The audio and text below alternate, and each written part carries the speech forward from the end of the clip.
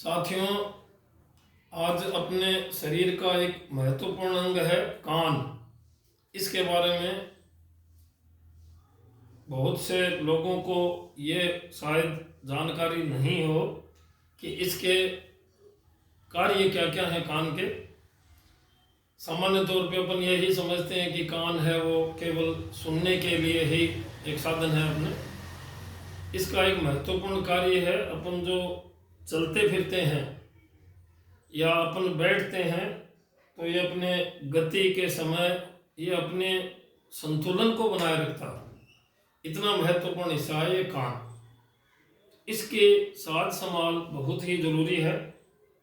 आमतौर पे कान में अपने कई भाई बहन अनजानपने से कोई सी भी दिक्कत है तो ये कोई भी घर में उपलब्ध कॉटन है या कोई अन्य ये जो आजकल कान साफ करने की ये आती है, इनसे ये कान को छेड़ते रहते हैं, जो निसंदेह ही बहुत अच्छी आदतों में नहीं है। कान अपने इसके तीन हिस्से हैं, एक तो बाह्य कान, एक मध्य कान, एक अंदर और इसका हिस्सा होता है अंतःकरण बोलते हैं इसको। अपने बाह्य कान की साफ सफाई आसानी से की जा सकती है।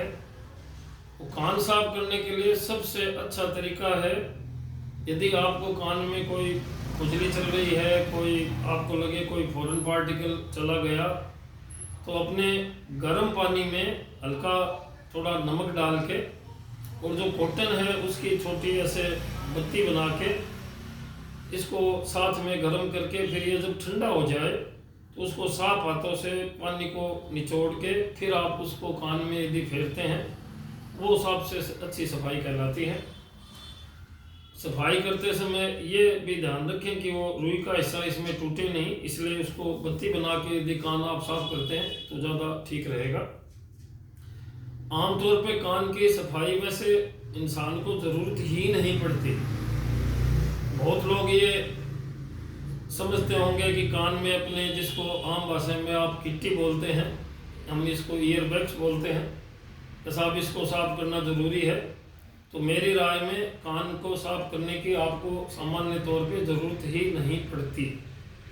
ये जो वैक्स है ये भी एक नॉर्मल प्रक्रिया है। अपने कान की जो अंदर की स्किन है, त्वचा, इसमें कुछ ग्रंथियाँ होती है जो ये तरल पदार्थ सिक्रीट करती है और ये कान को नुकसान होने से बचाती है।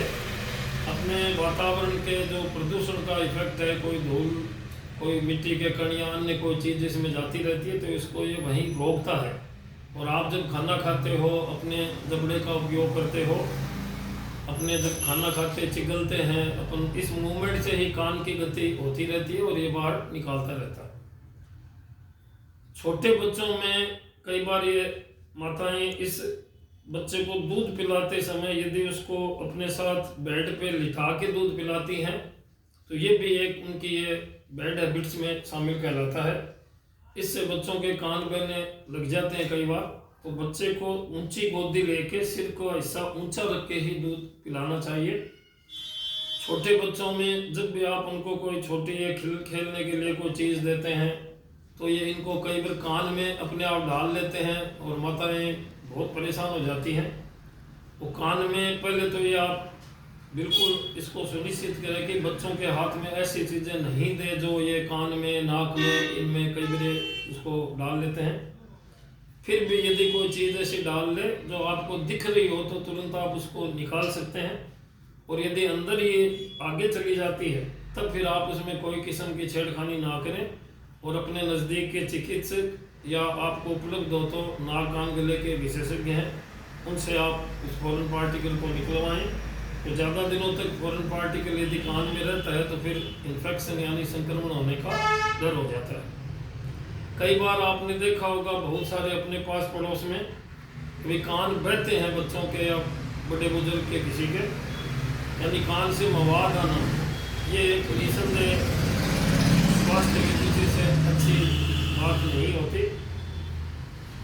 इसमें भी दो प्रकार के रोग होते हैं, एक तो अक्यूट कहते हैं हम, एक कहते हैं क्रोनिक। यानी एक बार पहली बार यदि किसी के कान में मवाद आ रही है या उस भाई बहन को सुनने में कोई परेशानी है तो तुरंत आप ईएनटी के विशेषज्ञ से राय लें और उसका 7 से 10 दिनों का जो इलाज है मेडिकली वो लेने, ताकि वो बीमारी वहीं पहले स्टेज पे ही समाप्त हो जाए। यदि बार बार मवाद आ रही है, कान यदि ये अंदर से इसके आपके सुनने में इफेक्ट है, सिर दुखता हो, ये कंडीशन और भी ज़्यादा नुकसानदेह है। कान का संबंध अपने मस्तिष्क से है, तो कान को आप इसमें लापरवाही ना करें, और बहुत ज़्यादा तकलीफ होने पे इसमें सर्जरी की भी ज़रूरत पड़ जाती है। कई भाई बहनों को उम्र के हिसाब से सुनने के फर्क आते हैं कान में, तो इसके भी आजकल अपनी मेडिकल चिकित्सा में बहुत आविष्कार किए गए हैं, सुनने के एड्स आते हैं, पर वो सभी आप एक्सपर्ट डॉक्टर के निगरानी में उसी के हिसाब से इस्तेमाल करें। एक और सामान्य बीमारी है जो कान से जुड़ी है, ये अपने को कान में आवाज़ें आना, सीटी सी बजना, कोई ऐसी अजीब अजीब सी आवाज़ आना।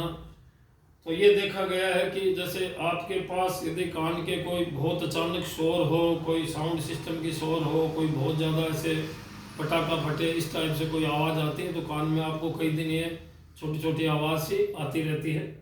तो इसमें आपको घबराने की ज़रूरत नहीं है, ये स्वतः ही समय पा के कुछ बीमारियां कुछ प्रतिशत केसों में तो ठीक हो जाती है, परंतु लंबे समय तक ऐसी समस्या है तो आप चिकित्सकीय इसकी सलाह लें, और वो आपकी पूरी बॉडी की जांच करके ब्लड प्रेशर है, खून की कमी है, यदि आपके कोई साइकोलॉजिकल प्रॉब्लम है तो उनका भी ट्रीटमेंट संभव है। तो मेरा यही कहना है कि यदि आपके कान में कोई भी किस्म की नई समस्या पैदा हो रही है तो आप उसको स्वतः ही घर पे इलाज करने के बजाय आप अपने नाक कान गले के विशेषज्ञ से या कोई अन्य चिकित्सक से एक बार ज़रूर आप इसके बारे में राय करें। धन्यवाद।